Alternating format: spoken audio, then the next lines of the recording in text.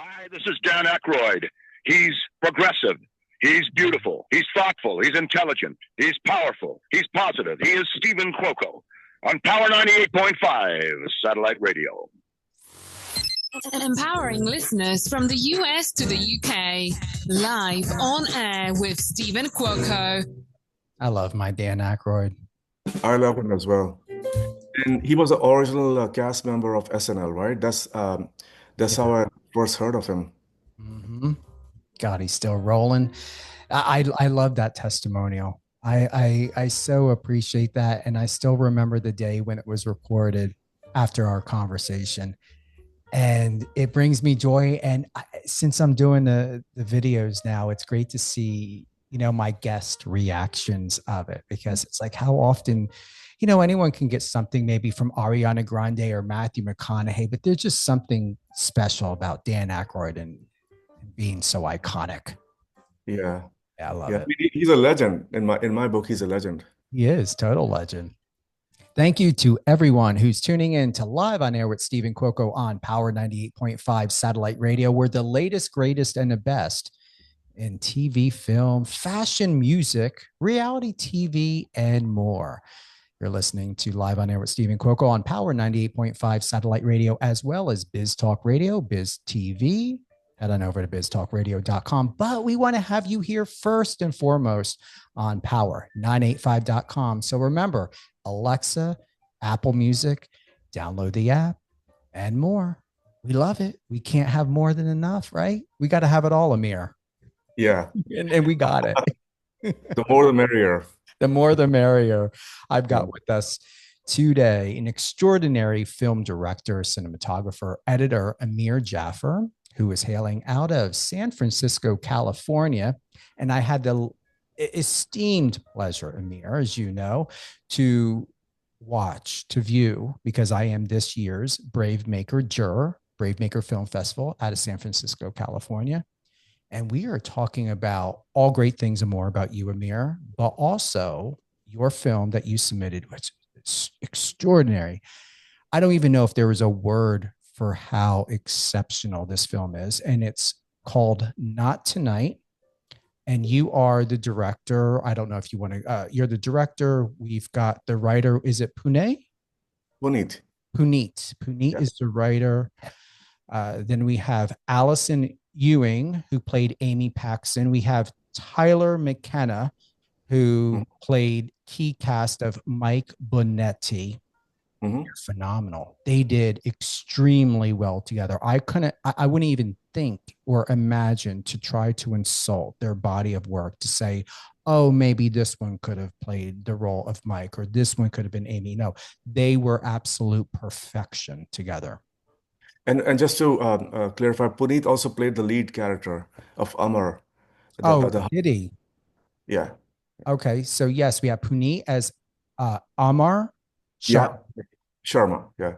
And then we've got Tyler McKenna and then Allison Ewing. It's sharp. I mean, I have to ask why. So I've been sitting on that idea for a while. I first watched Who's Afraid of Virginia Woolf back in, I think, 2011 or 12. And I was just blown away. I know it was based on a play by Edward Albee from back in the early 60s, and Liz Taylor and Richard Burton were in that iconic film. And I spoke with Puneet. Puneet and I, kind of use each other as a sounding board. I said, I want to do something based on that, but I don't want to do a remake. So how can we bring it into present day and make it interesting and of course, we put our personal touches on it.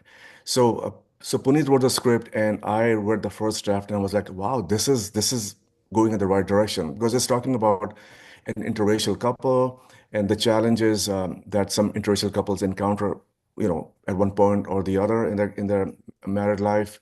And we brought infidelity, we brought trust issues in the marriage. So we kind of added our own to that. So that's how it came about, basically, inspired by Edward Albee's play and Liz Taylor's movie, and we bought into modern day life. Yeah. Your credits are, you're strategic at what you do. What I've noticed by looking at your body of a work, Amir, not only do you have upcoming projects, we talked about Between Places, you got After Daddy Is Gone. In between and during the time of your upcoming projects, your past projects, how well have you learned, or how much have you learned about yourself as a person, as a man, as a director, when it comes to Not Tonight? Because this is something I would think I would see at the AMC or Regal Cinema. Well, thank you for that compliment. I feel that I've come a long way. Mhm. And one of the reasons I sat on this project for a while, because I felt I wasn't ready as a director, as a filmmaker to make this. And when this journey started 2 years ago, 2023, and I said, Puneet, let's do it. And he wrote this script. And honestly, like when I get scripts from writers, it usually takes 3 or 4 drafts before I can feel, happy that okay, we can work with this. I was blown away by the first draft that Puneet wrote. And I said, this is good. We just made some tweaks to it. And the way I normally work on set is I tell writers, don't get offended. I like it to be fluid. Because changes can happen even before the camera starts rolling.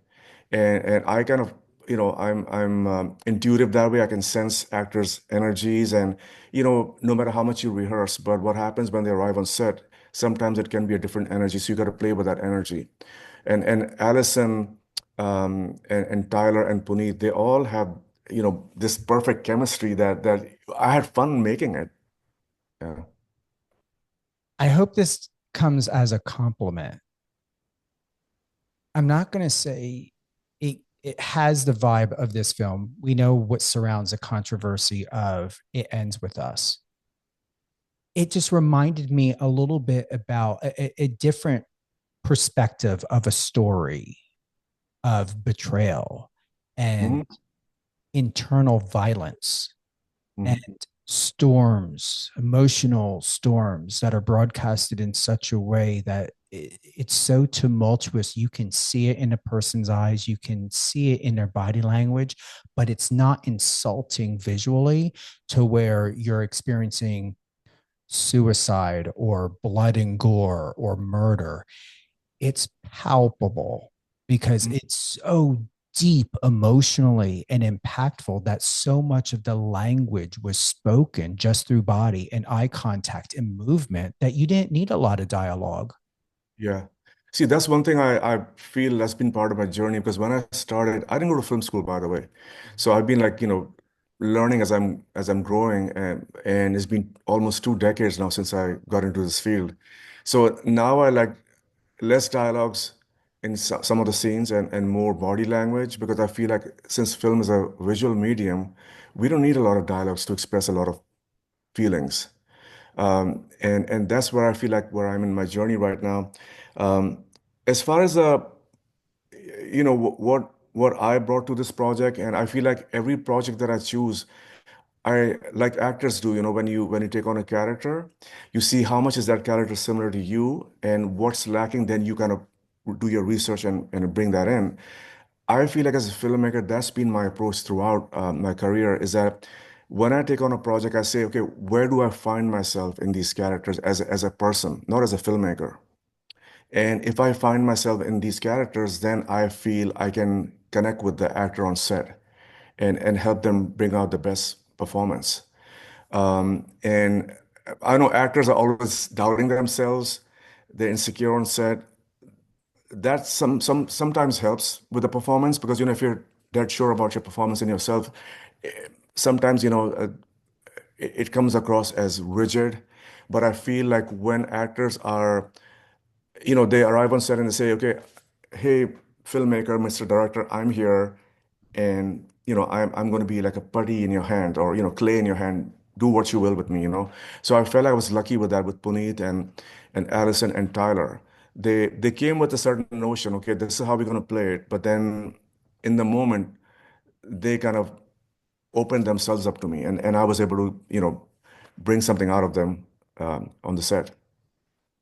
As a director, the intimacy is close Mhm. on many levels, emotionally, mentally, physically, in the film Not Tonight.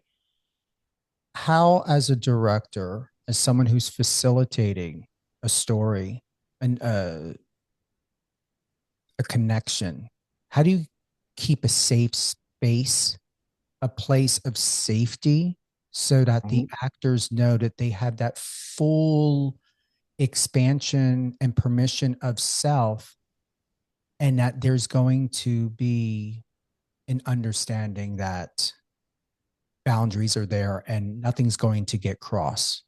Yeah.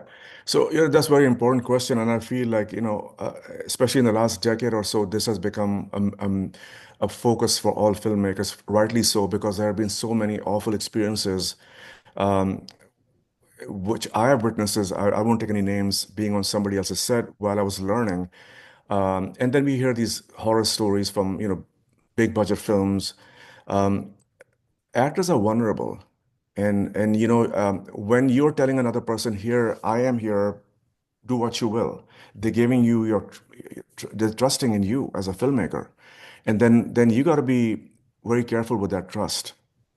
When it comes to physical violence, we had some physical violence in the scene. Um, and even when I've done other films, coincidentally, I did another film with Puneet called Arrangement, about a South Asian couple who decided to have an open marriage. That's streaming on Amazon right now. Both in that movie, I have Puneet playing the husband and Sarika Malhotra. She's a nice, very talented actress here based in the Bay Area. There were a lot of explicit scenes in that film. And of course, we had an intimacy coordinator, but even then, the intimacy coordinator is on set um, as a safety net for the filmmaker and for the actor. But still, that you cannot deny that direct one-on-one relationship with a director and an actor. And I feel like it's important for filmmakers to do that, to build that trust with the filmmakers that you're safe. And one of the things I think that works for me as an indie filmmaker is that I have a small set. I don't have a lot of people. I purposely work with less people in the crew. So we become like a family, and I treat everybody like family, whether it's my crew or whether it's my cast. Um, I become like a mother hen on set. Like, um, somebody's running behind. Okay, take your time, drive carefully, get here. When they get here, okay, let's ground yourself, decompress. And then, of course, I work with these wonderful makeup artists who are like therapists for them as well. Okay, come here, sit in the chair, get the makeup done and everything. So they're kind of, okay, you need to have something. What do you want to drink? And then even when we're filming, um, I refrain from doing that brutal 12, 14, 15-hour shoots. I feel like that's not fair. And that's why unions, are there telling people that don't go over the eighth hour. If you do, you have to pay them overtime. Even though I'm not union, but I try to do that with most of my projects, like stay under 9 hours, because I feel like the actor's performance, the energy goes down. Mhm. And we get things done efficiently. So I feel like I'm shooting 4 to 5 scenes a day. I think I'm on a good track of finishing the film. I don't have to push and shoot 7, 8, 9 scenes. Some filmmakers do that to save money, but I just feel like it's not fair. I hope I answered the question. You did. You Yeah. did. Would you like to expand on an intimacy coordinator? It's come up a couple times in some of the most recent movies. There's a project that's up and coming. I didn't look into it, but supposedly Timothée Chalamet and Gwyneth Paltrow are going to be involved in, and conversation came up about intimacy coordinator. Can you enlighten us on exactly a deeper purpose of an intimacy coordinator, the education, what their main role, how you direct them, what you expect for and look forward to from an intimacy coordinator to keep everything in alignment? Yeah. So before I jump to to answer your question, I just want to give you something like how I operate and what goes in my mind. And some writers and some producers hate me for that. So when I get a script and there's an explicit scene in there, and I've done my casting, I talk to my actors. First of all, as a character, you bring this to life. Do you think this is, we should go this far, or we should maybe not go that far? How do you feel? Mm. And gauge the actor's comfort level before we even talk about intimacy coordinators or bringing somebody on board. And when the actors tell me, okay, I feel like, yeah, this scene is needed, and yeah, we can this scene is showing the bond between these two characters, where they are in their relationship, and ensure I'll be comfortable to do that. But maybe I'm not comfortable doing this part. Maybe we scale back a little bit. So that's how I start the conversation with the actors.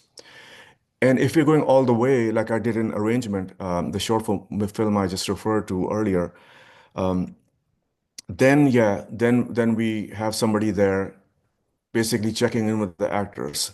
Because the idea is in a bigger commercial set, the director just want to get the performance. They just want to get the scene done because, they have a budget and they cannot go over budget. So scenes have to be done in a certain time and get everything done. So they're focusing on getting it done for the most part. Intimacy coordinator's job that I understood is there to make sure checking in with the actors. Are you comfortable? Where are you at right now emotionally to play this part? Because it's easy to watch a movie and say these actors taking off their clothes and getting into bed and being intimate is very, very difficult. I would invite anybody, any human being to like take your clothes off on camera. It's you're just bearing yourself, your soul, and it's a very vulnerable place to be. And so you got to be, as a filmmaker, you got to be in tune with the actors, and that's why I changed the scenes. Just to give an example, we just shot a series called Marriage Material. It's going to be released on Amazon, hopefully by the end of the summer. And there were a couple of scenes in there between the straight couple and the lesbian couple that went all the way. And I checked in with the actors, and they said to me that they don't feel comfortable. And for the from the point of view of storytelling, they felt it wasn't necessary to have them to go this far on screen. So I agreed with them. I said, sure. And what happens is like if you're giving the actors a space where they feel comfortable, they feel empowered, then what happens? Then you see magic happens. If an actor is not feeling secure and safe on your set, whether you have one or two or 10 intimacy coordinators, it doesn't help, in my humble opinion. You need to, as a filmmaker, first of all, have this trust with your actor that you can trust me. I'm not going to, you know, put you in a place where you will feel exposed or vulnerable. And I feel like the directors nowadays, especially in commercial filmmaking, is like, we just gotta get it done. So we don't really care. We have a budget. We have 5 scenes to shoot this day. We have booked a location. So that's how most filmmakers think, and I feel that's what sets me apart with some of the current filmmakers. Is there a correlation when we think about, intimacy coordinators and method acting?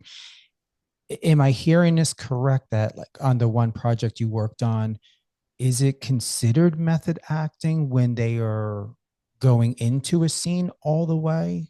Because I'm not familiar with that. Like, how do you regulate an active intimacy, but it's not actual intercourse to, Mhm.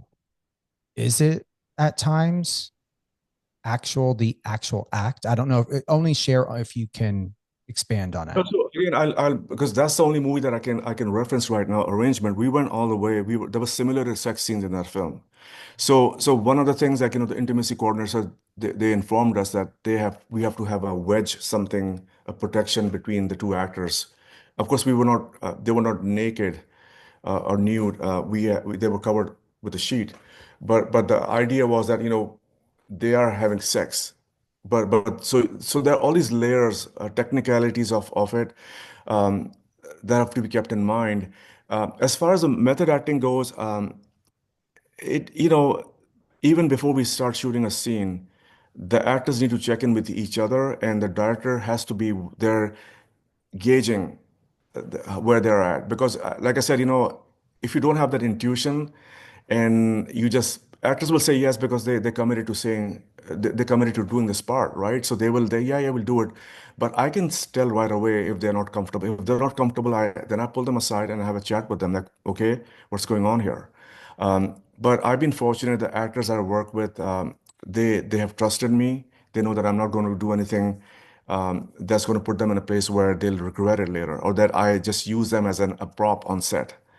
And one anecdote I have to share with you. So when I was new in filmmaking, this is like 15, 16 years ago, we did a film about domestic violence, and we had this actor, and he was a method actor, so he would show up on set in that character.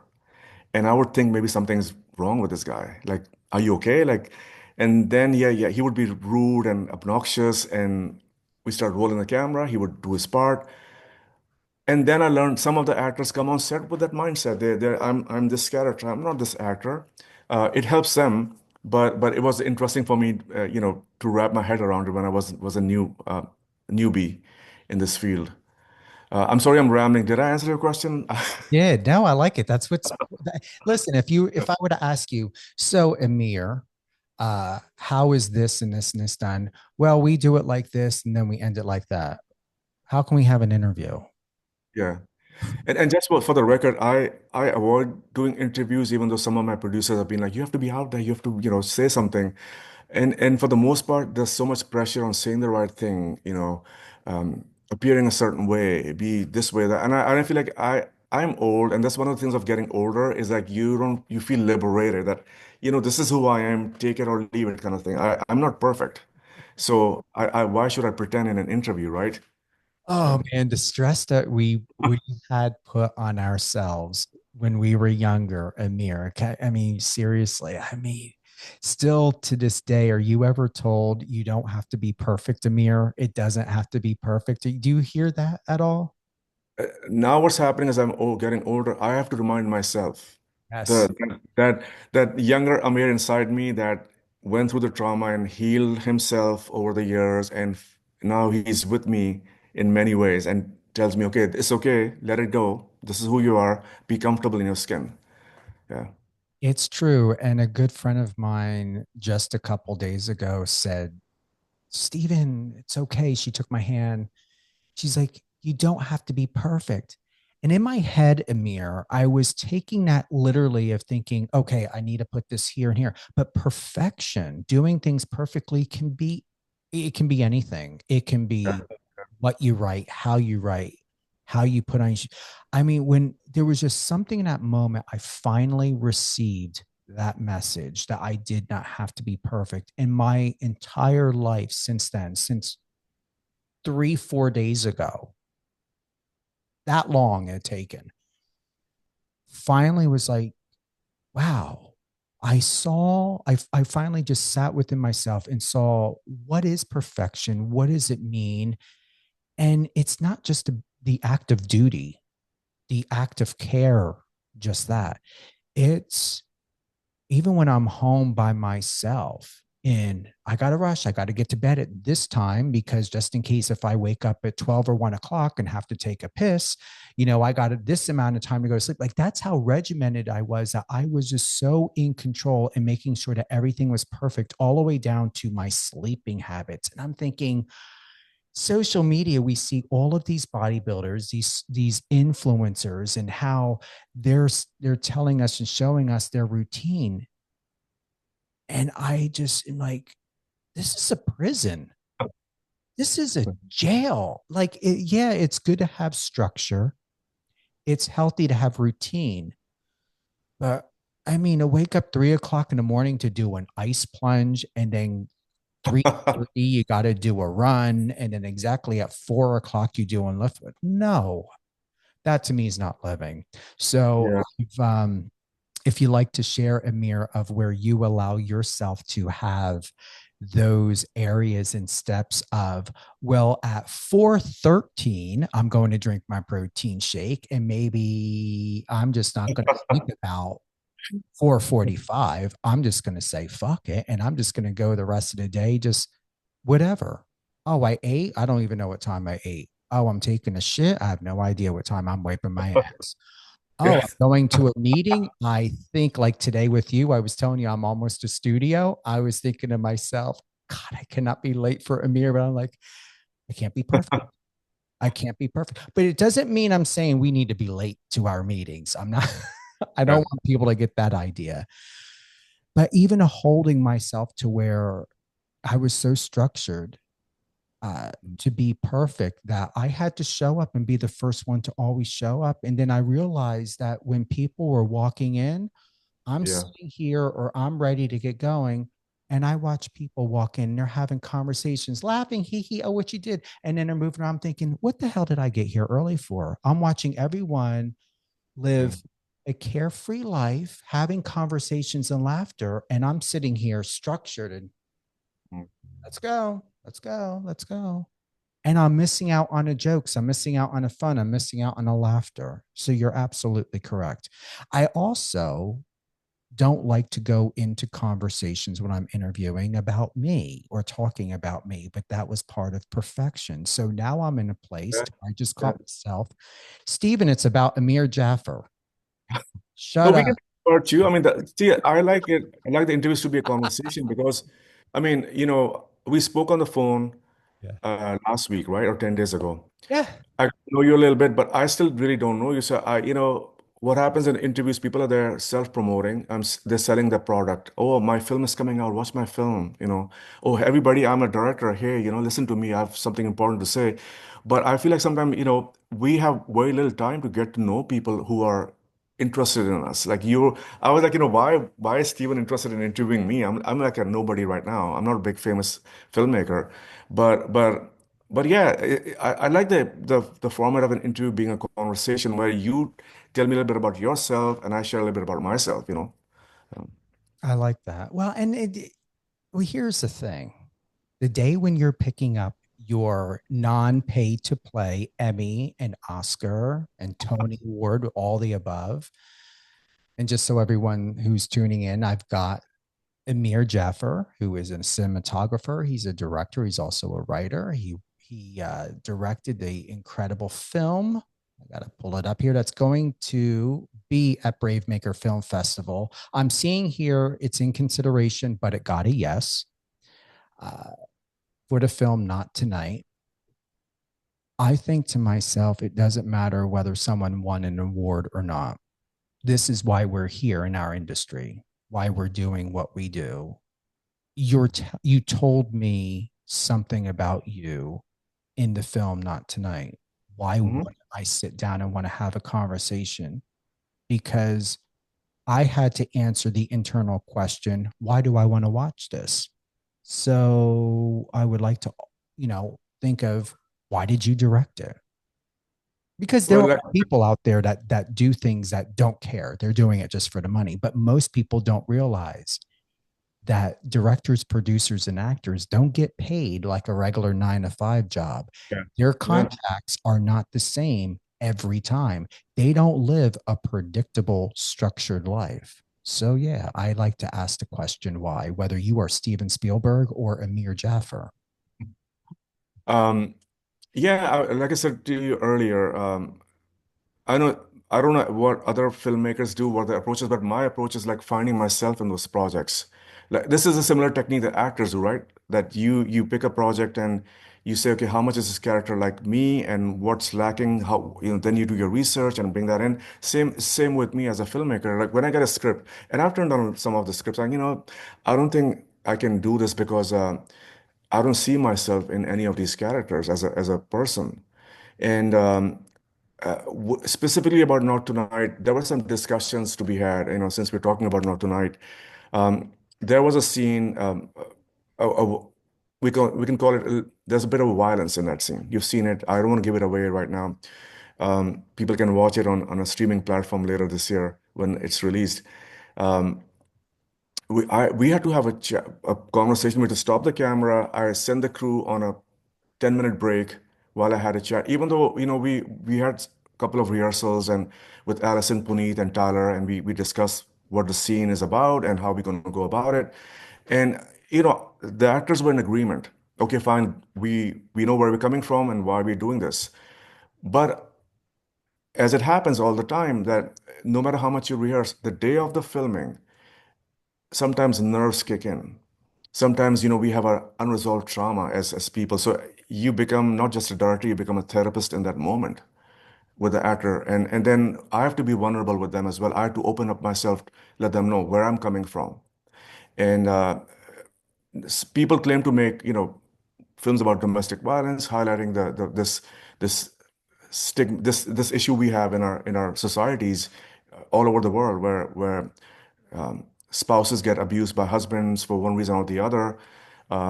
They're repeating this cycle of abuse that they experience as child, they witness in their home, and then they continue with their spouses and their families, and then their children pick it up, and it's like a vicious cycle. Um, and unfortunately, most of us have experienced that growing up in our homes in childhood. I experienced that a lot growing up in my home. A father who was alcoholic, and he didn't know that, and we didn't know what those terms meant growing up. Somebody being alcoholic, somebody being abusive. Um, it was like you see some in some of the films. It was to that extent. It didn't make any sense. Father showing up drunk, God knows what mood he is in. Something went wrong at work. He's frustrated. Who does he take it out on? He comes home and takes it out on his family. Um, And the thing is, the way we are all raised is like, you got to be in control of your bodies and yourself. But sometimes when people they are dealing with trauma, they turn to alcohol or drugs, and consuming those substances somehow gives them the permission to be who they really are. The inside comes out. Sometimes that inside can be really ugly. So I was telling Allison on the set when nerves kicked in, like, oh my God, I cannot do this. Even though we had talked about it, she had read the script. I had to open myself up, say, for me, it's coming from a place of a child who saw that abuse happen in the house. And of course, Allison didn't open up all the way, but I could sense maybe something had happened in her life. So I had to be very careful about filming that scene. Of course, when you watch the scene, it goes like this because it's very fast moving, fast paced. Um, but to get to that point, to have the actors give it their all, again, you have to make the actor feel comfortable as a filmmaker. And for me, that requires opening up my vulnerabilities and let them know, hey, I dealt with this thing, but I'm not in front of the camera. I'm behind it, but I know what you feel. I know what you're feeling in this moment. That's why I feel it's important um, to filmmakers to be part therapist. Um, that you're able to tap into that, whatever the emotions your actors are feeling, and it always comes down to that one thing: a space where actors feel safe. Whether you're doing a $500 million film or you're doing a $500,000 film or even $50,000 film, that you create that space where actors are able to feel comfortable. And once you make that happen, you're going to get brilliant performances from actors. Exactly. And it goes back to where you were bringing up about addiction. Um, Perfectionism is what I learned in my life growing up in an environment like that, of having parents who struggled with addiction, because the behavior, which I can speak on, to be perfect and have everything perfect, is uh, it's a self reassurance behavior pattern to consciously, I would say, it's almost like a way of self-soothing in comparison to humming or singing, because I feel it just tells the sympathetic nervous system, okay, I got this in control, so I'm safe now to move to this next step. Now I'm going to control this to make sure that I don't get into fight or flight. Then I move on. And it really is steps. Uh, it's easier said than done. It's a conversation I had with a coworker just 2 days ago. It's been an emotional, powerful week about all these different psychological things that are going on, and transitions that are happening in people's lives, because we truly don't know what's going on in someone's life. And I just said privately to this person that I understand you were bullied. I understand that something happened in your life and you have not resolved it. I can recognize the signs because I was there once like you. But I said, you can't treat other people the way people had treated you. And I know she had taken that extremely hard because she knew what I was talking about. But what I knew in that conversation, what really hit her hard, is that she never considered that her behaviors and her having to not only feel in control to be safe in her life, she needed to control everything and everyone around her. And I told her that those behaviors and behavior patterns of her having to control everything and everyone around her so that she could feel safe, she was also being a bully. Yeah. And man, did it open up her eyes. But I had such compassion for the fact that that's not easy to say, that you became your worst nightmare. You became what was perpetrated against you. Now you became the perpetrator. It's unfortunate, but it happens. I mean, broken people create broken people, as I say, parents who have unresolved issues, uh, they create that environment which their children don't feel safe in, and they're creating those damaged individuals when they grow up and they're carrying the trauma. Like I don't know, like I said, I'm from a different generation. I'm Gen X, and this year. I just thought about it last time. This year in July will be my 27th anniversary since I moved to the United States. So right now, I've spent half of my life in my old country of Pakistan and half of my life here in the United States in the Bay Area. So I've seen both sides of the world, and one of the things helped me. I mean, it's tragic. It's funny and tragic at the same time. One of the things that helped me assimilate in the United States and the culture here was I come from a dysfunctional family, and there were a lot of folks here from dysfunctional families. So we could relate through our trauma. It's sad, but that's the universal thing that I feel like it doesn't matter what your culture background is, where your ethnic background is, where you come from. People are people, and they're the same. You take away the language barrier, you take away the politics, you take away the religion, what God they worship and follow. Um, People are the same world over. And that's the interesting part of being a filmmaker, because I can tap into those um, unresolved issues that I've had, and part of me feels like I maybe make a filmmaker because this is therapy for me. I'm dealing with my therapy through creating these characters and directing them on set. And okay, this happened in my real life. Maybe in this one they will take a different path in the actual film, different from the path I chose back in the day. So it's very interesting from me. Again, I'm just being honest with you. Like filmmaking is therapy for me. Filmmaking is me dealing with my unresolved trauma. Filmmaking for me is finding myself in these characters and seeing different parts of me in those characters and saying, okay, you maybe choose a different path. So it's funny that way, you know. I'm happy for you. I'm excited for you. I'm proud of you. Your message speaks loud and clear with no contradiction. That's not an easy task to do, to carry something that is of you and be so real and raw and authentic. And no matter how anyone perceives you, whether in Pakistan or here in the States, you're Amir Jaffer. And that's who you show up. That's how you move. And that's how you go to bed at night. Yeah, yeah, yeah. It's true. Yeah. Any closing thoughts?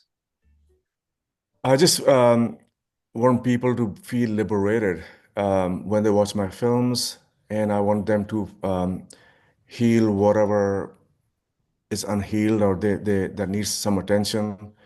Um, that's what my hope is, like from now till when I die. I just hope anything that I put out there, people understand that this is not just a film I made with some characters. I want you to watch the film and take away maybe inspiration, something that helps you in your everyday life. I love it. Thank you, Amir. Thank you so much for having me. Oh, you're welcome. Thank you to everyone who's tuned in to the Live on Air with Stephen Cuoco on Power 98.5 satellite radio, as well as Biz Talk Radio. You can find all of this and more on power985.com, biztv.com, biztalkradio.com, and you can catch Live on Air with Stephen Cuoco on any one of your favorite podcast platforms. Have a great day, everyone.